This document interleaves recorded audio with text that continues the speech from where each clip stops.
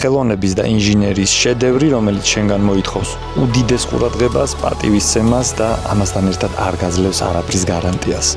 მოტო არასდროს ყოფილა მხოლოდ ტრანსპორტი. ის ჩანასახში უფრო მეტი იყო ვიდრე გადაადგილების საშუალება, უფრო მეტი ვიდრე ცხოვრების სტილი და უფრო მეტი ვიდრე რბოლა.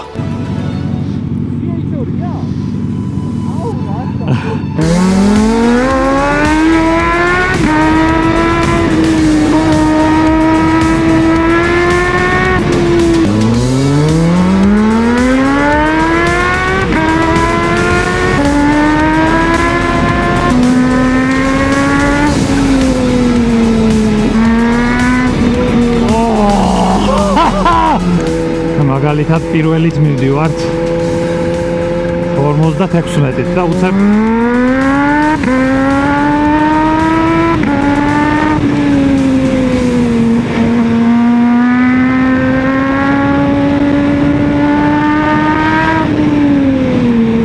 სიგიჟე არის რა. აზრი არა, ყველგან ძალა აქვს საერთოდ, ყველა ბრუნში.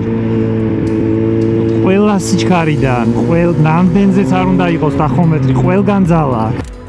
მოტოციკლების 140 წლიანი ისტორია მოვიდა დღემდე, როცა ქირურგიული სიზუსტის მოწყობილობებით შესაძლებლობა გვაქვს არარეალური სიმძლავრის ტექნიკა ვმართოთ და მივიღოთ შეგრძნებები, რაც თუნდაც 50 წლის წინ იმდენად დაუჯერებელი იყო, რომ იმ პერიოდში ქუჩაში აი ეს მოტო ალბათ უცხო პლანეტიდან ჩამოტანილი ტექნოლოგია გვეგონებოდა. მოსახვევში მოცურების საწინააღმდეგო სისტემა, იგივე cornering ABS-ი, launch control-ი, wheel control-ი, ელექტრონულად კონტროლირებადი ჭკვიანი ამორტიზატორის სისტემა, ორმხრივი quickshifteri, superchargeri ძრავი.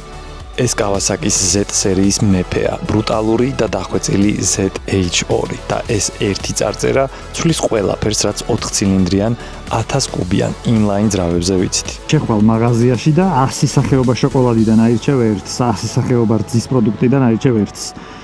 მაგრამ როგორც იარაღი არ შეიძლება რომ მაღაზიაში პურივით იყიდებოდეს, აი ზუსტად იგივენერად არ შეიძლება რომ აი ეს მოტო იდოს დახზე და ყველას შეეძლოს მისი ყიდვა. მგონია რომ რაღაცა ამხელა სიმძლავრეს და ცალკე ლიცენზია, რაღაც განსხვავებული ეგრეთ წოდებული ფსიხო და მხედველობის ცნობა ან რაღაცა კიდე დამატებით უნდა ჭირდებოდეს.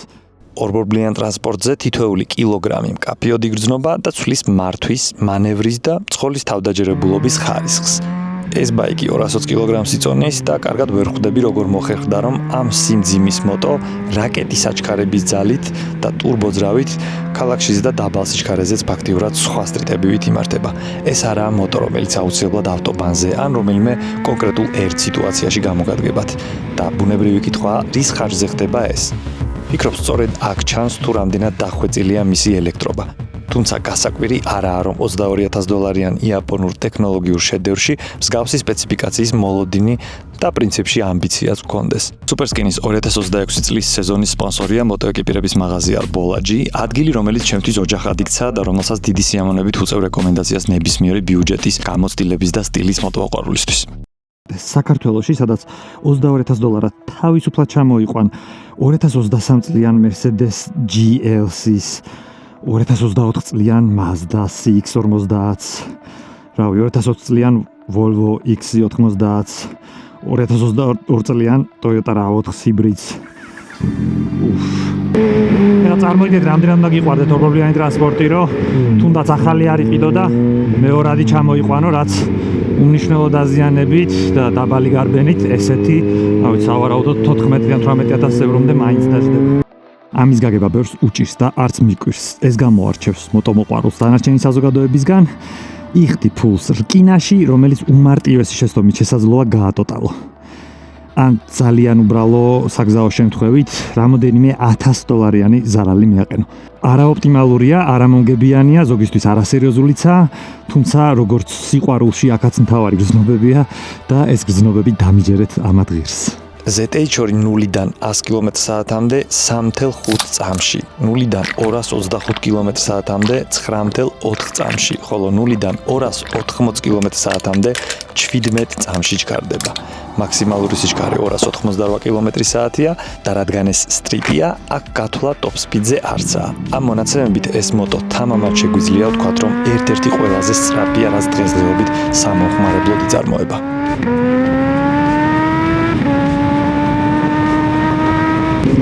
ეს ყველაფერი ძალიან კარგია, მაგრამ ალბათ სულ 2 წამი უნდა დაუთმოთ იმას, რომ წარმოდგენა გქონდეს რა არის turbocharged ძრავი და რას ამატებს ეს ტექნოლოგია.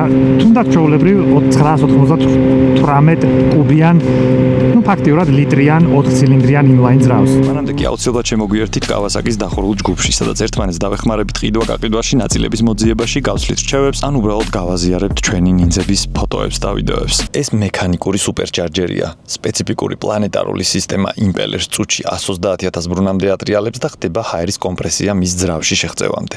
მეტი ჟანგბადი, მეტი საწვავი, მეტი აფეთქება. და ამის შედეგად მყისიერი სიმძლავრე აჩქარებისას.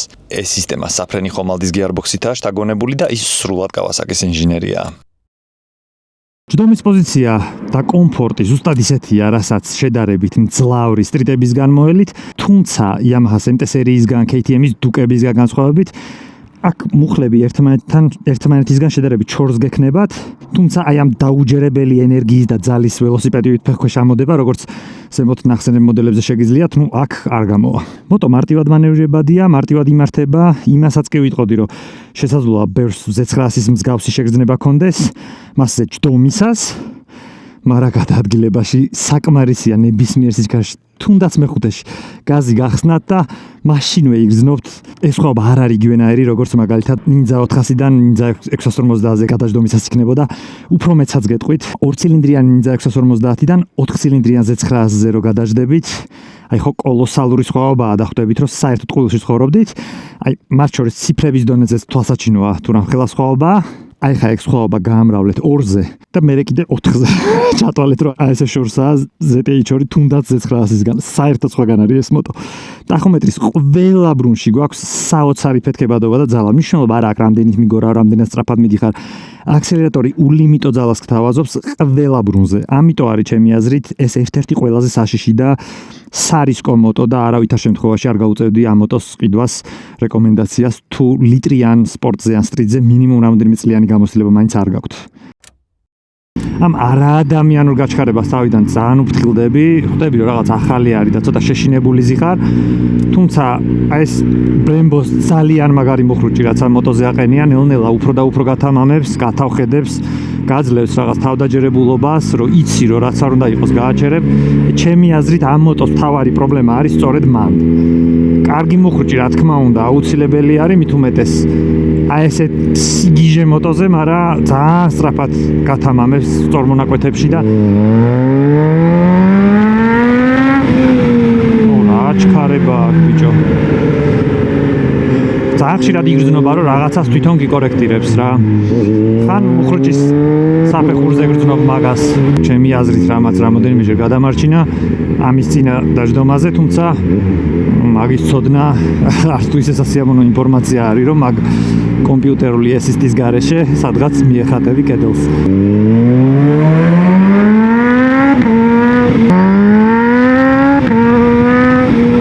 სულ წინ ვიხრები, იმიტომ რომ სუცხვირი საწევა საჭე სურვილია.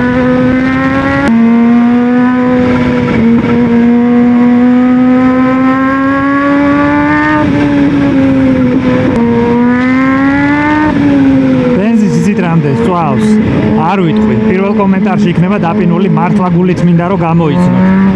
აი როგორ წარმოგიდგენიათ საშუალო შერეული ტარების პარლებში, აი დაახლოებით რამდენს დაწვავს. ძალიან ბევრს წვავს. არ ღეჭავს ისე ყლაპავს. სიგიჟეა რა. Superskinis 2026 წლის სეზონის სპონსორია მოტოეკიპირების მაღაზია Bolaji. შეგიძლიათ ესტუმროთ ამ განახლებულ ფილიალში და აქ აუცილებლად დაგვხვდებათ ფასის და ხარისხის საუკეთესო თანაფარდობა. ამ მოტოთი ნელა უბრალოდ ვერ ივლით. და რა მოიაზრება ნელა სიარულში. მოდით ასე შევხედოთ. ზოგჯერ 60 კმ/სთ საკმარისია მძღოლის მძიმედ დასაზიანებლად და ამ სიჩქარით პირდაპირ შეჯახებისას ყველანაირი დამცავის მიუხედავად ტყდება ძვალი, ზიანდება შიდა ორგანოები. თუმცა 60-ით და 100-ით უკვე პატარა სკუტერების დადიან და რა განსხვავებაა მაშინ მოპედით მოგივა მსგავსი ავარია თუ მოტოთი. აქ მთავარი ფაქტორი აჩქარებაა. ეს მოტო სკუტერზე 10-ჯერ სწრაფად თვალის დახამხამებაში ჩქარდება, რასაც სრულიად განსხვავებული გამოცდილება, რეაგირების სისწრაფე და ფსიქიკა ჭირდება. არა უფრო კარგი და სხარტი, არამედ სრულიად განსხვავებული. ეს საჰაერო არხია, საიდანაც ჰაერი შედის დასაწნეხად რომ მოგცეს აი სიგიჟე ფეთქებადოა, რაც ამ მოტოში ყველაზე მეტად მოგწონს და გვიყვარს. დაგჭირდებათ ბევრი თავისუფალი დრო, ბევრი ბენზინი და კარგი გზა. აი ყველა გიყურებს, ძალიან ყურადღების ცენტრში ხარ, სულ იგრძნობა ეგ. თუმცა ნუ კიდევ ვიმეორებ რა, ადამიანი უნდა ამ სფეროში იყოს, თორე ესე უბრალოდ გამლელი. კი, ზოგიერთ ხდება თვალში, აყოლებენ თვალს, მაგრამ ვისაც ეს სფერო ესმის, ვა, ZT4-ია ხო არ გადავ. ხელა თორქია ბიჭო, აუ არ მბეზრდება, შემიძლია რომ აი სულ ავჩქარდე შევნელდე, არ მბეზრდება რა. ნუ აი საცობში ეს არის რა. ამას ვერ გაექცევთ. დიდია საკმაოდ. და ესე თქვენ გემოზე ვერ იქნევთ თუნდაც 636-მ რა. აუ ნეიტრალი და პირველში რომ ჩააგდებ გაჩერებულზე, იმ ხელა ბიძგი აქვს. გეგონება რაღაცას ყდება შიგნით. აი რო წუწუნებენ რომ ეს სპორტული მოტოებიო, ძალიან ხმაურობენო, მაგრამ შვენი რა დავგო რა მე-5 და მე-6, ისე რომ არავის არ ვაწუხებთ. აი რო ფიქრობ როგორი მოტოა, მანქანას რო შეადარო, კაი მუსკულებიანი, მძიმე, მძლავრი, ძალიან ფეთქებადი. ალბათ ამერიკული, რავი, 10 ცილინდრიანი რაღაც იგიჟეები რო არის, ალბათ რაღაც ეგეთია რა.